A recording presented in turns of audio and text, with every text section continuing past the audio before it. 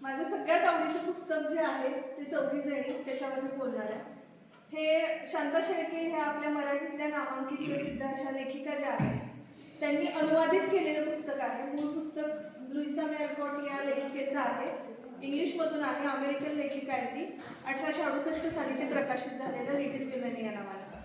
तर शांता शेळके यांनी अनुवादित केलेले चौघी जणी अतिशय स्वैर असा आणि खूप भावेल असा अनुवाद आहे हा. हे पुस्तक आहे ते चौघी जणी. शांता शेळके यांचा हा फोटो आहे, सगळ्यांना माहीतच आहे, पण तरी पण एक प्रेझेंटेशन करायचं म्हणून मी त्याची पार्श्वभूमी जराशी घेतली लेखिकेची. ह्याची पण काही गरज नाहीये.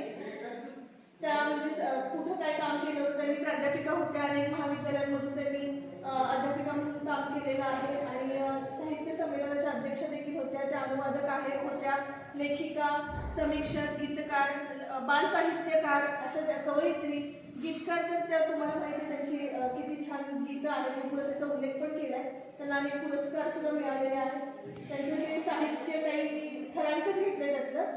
मला ललितलेख संग्रह असतील, कथा संग्रह असतील किंवा अनुवादित काही पुस्तकं आहेत. त्याचबरोबर त्यांची काव्यसंग्रह आहेत. ही गीतं बघा, तुम्हाला माहीत असतील, ही सगळी त्यांची गीतं आहेत. खूप तरी मी गाजलेली जी गीतं मला जी माहीत आहेत प्रसिद्ध तशी यामध्ये मी ॲड केलेली आहे. आता हे जे मी आज ज्या अनुवादित पुस्तकांबद्दल बोलणार आहे चौघी जणी, ते आहे माझ्याजवळ. तर हे चौघी जणी पुस्तक, मूळ पुस्तक लुईसा मे अल्कॉटचं लिटिल विमेन म्हणून आहे. तर लिटिल विमेनचं अनुवाद केलेला आहे. ही लुईसा मे अल्कॉट जिने हे मूळ पुस्तक लिहिलं, ती अमेरिकन होती आणि तिने ही 4 पुस्तकं लिहिली होती. यातलं लिटिल विमेन आणि गुड वाईफ या 2 पुस्तकांचं मिळून असं हे अनुवाद केलेलं चौघी जणी नावाचं पुस्तक आहे. आता हे पुस्तक जे आहे हे 4 बहिणींच्या नातेसंबंधांवर आहे. 4 बहिणींमध्ये मेग म्हणजे मार्गारेटला मेग म्हणलं जायचं, जोसेफाईन किंवा जोसेफिन जिला जो म्हणून ओळखलं जायचं, एलिझाबेथला बेथ म्हणून ओळखलं जात होतं आणि एमी, अशा या 4 बहिणींच्या जीवन प्रवासावर आधारित हे चौघी जणी पुस्तक आहे.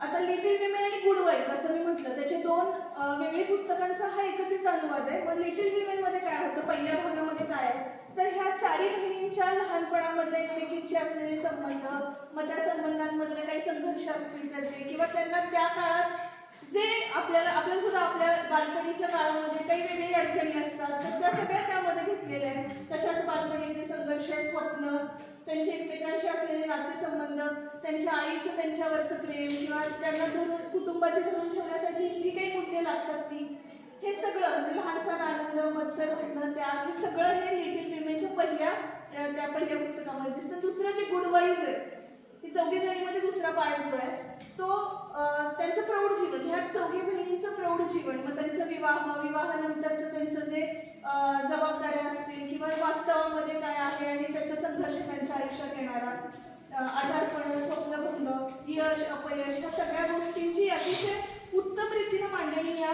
दोन्ही म्हणजे इंग्लिश लिटिल विमेन मध्ये आणि मराठी चौघी जणींमध्ये अतिशय उत्तम पद्धतीने केलेली आहे. तर हे जर कथासार तुम्हाला जर सांगायचं म्हटलं तर मार्च नावाचं कुटुंब आहे, म्हणजे आडनाव मार्च आहे त्यांचं.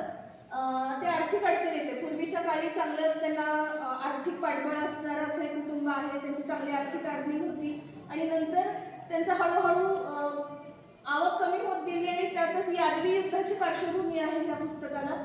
वडील युद्धाकडे त्या यादवी युद्धामध्ये सहभागी व्हायला गेल्यामुळं आईवर, ज्या आईला जे मारणी म्हणायच्या त्या चौघी जणी, तर त्या मारणीवर जबाबदारी ह्या सगळ्या 4 बहिणींना एकत्रित धरून ठेवायची, त्यांना संस्कार देण्याची, त्यांना मूल्य रुजवण्याची आणि कष्ट, स्वाभिमान हे काय आहे हे शिकवण्याची जबाबदारी एकट्या मारणीवर आलेली असते.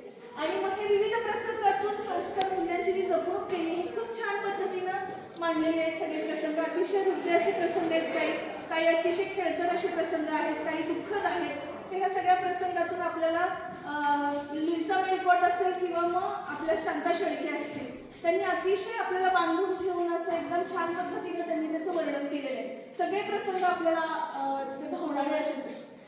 आता मी प्रत्येक बहिणीचं थोडक्यात सांगते की ह्या 4 बहिणींमध्ये ह्या व्यक्तिरेखा ज्या 4 आहेत हे मेन कॅरेक्टर्स आहेत. त्यातली ही जी मेग आहे, मार्गारेट आहे, तर तिचं व्यक्तिमत्व कसं आहे तर ती एक जबाबदार आहे, थोरली मुलगी आहे घरातली, ती घरात घरकुल सांभाळणारी मुलगी आहे, साधं पण सन्माननीय जीवन जगण्यावर तिचं एक भर आहे किंवा तिला तसं आवडतं, जगणं असं आवडतं.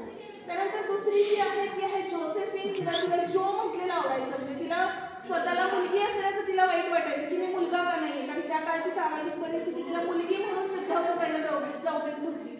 मग तिचं प्रत्येक वक्तव्य म्हणजे सुरुवातीचं वक्तव्य आपल्याला असं दिसतं की ती मुलगी म्हणून तिला ज्या काही बंधनात राहावं लागतं त्याच्या विरोधात बंड करणारी तिचं व्यक्तिमत्व. ती स्वातंत्र्यप्रिय आहे, धाडसी आहे, लेखनाची तिला अतिशय आवड आहे आणि परंपरागत स्त्री भूमिका ज्या आहेत त्या परंपरागत स्त्री भूमिकांवर प्रश्न विचारणारी तिचं व्यक्तिमत्व उभं केलेलं आहे. म्हणजे ही एक खूप छान भावणारं असं कॅरेक्टर आहे.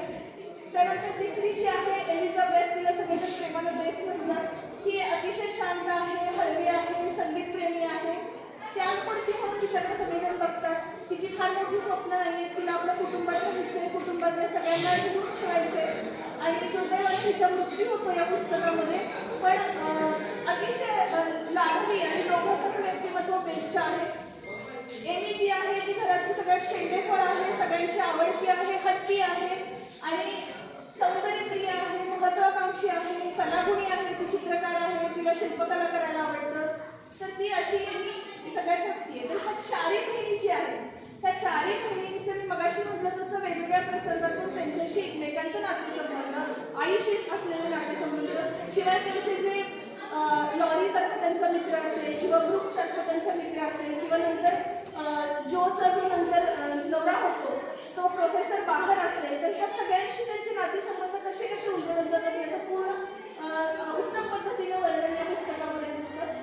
एकूण काय यातून कळतं तर कुटुंबातील प्रेम आणि एकोप्याचं महत्त्व, स्त्रीचं स्वातंत्र्य, स्वप्न आणि आत्मसन्मान, नैतिक मूल्य समजतात, कष्ट आणि त्यागाचं महत्त्व समजतं, सामाजिक अपेक्षा आणि वैयक्तिक आकांक्षा यामधला संघर्ष यामधून कळतो. विशेषतः मला जे भावतं ह्यातलं पात्र ते म्हणजे जोवाच, ते पात्र स्त्रीवादी विचारांचं प्रतीक ठरतं. विवाहाशिवाय स्त्री पूर्ण असू शकते, स्वतःची ओळख निर्माण करू शकते, हा धाडसी विचार 1868 साली विल्सन ऑल्कॉटनं मांडला आणि तो अतिशय मला महत्त्वाचा वाटतो की ज्या समाजामध्ये स्त्रीला विवाहाशिवाय स्वतंत्र अस्तित्व नाही हे मांडण्याचा काळ तो होता आणि त्या काळात तिने एवढं धाडसी हे तिचा विचार त्यामध्ये मांडलेला दिसून येतो. ही लेखनशैली जर तुम्ही बघितली चौघी जणीची तर अतिशय हलवी आहे, साधी आहे, सोपी, आपल्या मनाला लगेचच ती काय म्हणतात आपल्याला अट्रॅक्ट करते आणि भावनिक आहे. अनेकदा म्हणजे कदाचित मी भावनिक जास्त असल्यामुळे असेल मला बरेचदा माझ्या डोळ्यात पाणी उभं राहतं वाचताना.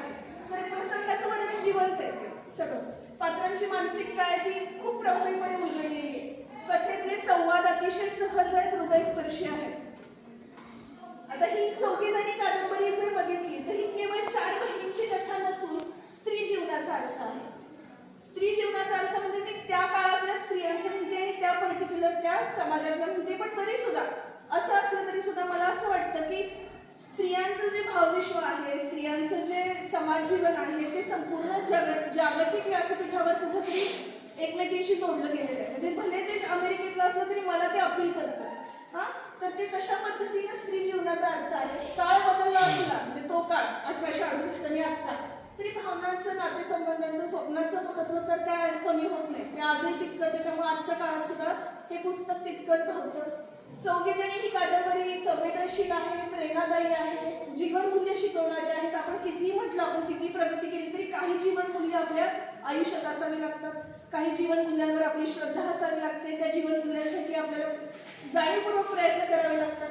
तर कौटुंबिक नात्यावर, स्त्रीच्या स्वातंत्र्यावर, माणुसकीवर प्रेम करणाऱ्या प्रत्येकाला ही कादंबरी आवडल्याशिवाय राहणार नाही. प्रत्येकाला ती वाचावी अशी माझी इच्छा आहे.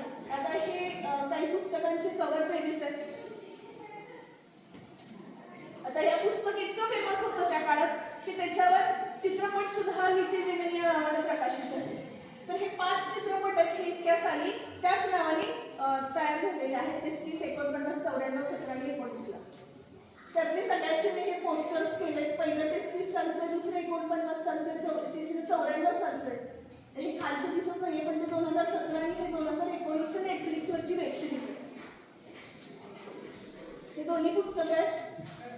तुम्ही नक्की वाचा, आवडला असेल. म्हणजे मी मला जसं समजलं तसं अगदी थोडक्यात मांडण्याचा प्रयत्न केलेला आहे. धन्यवाद.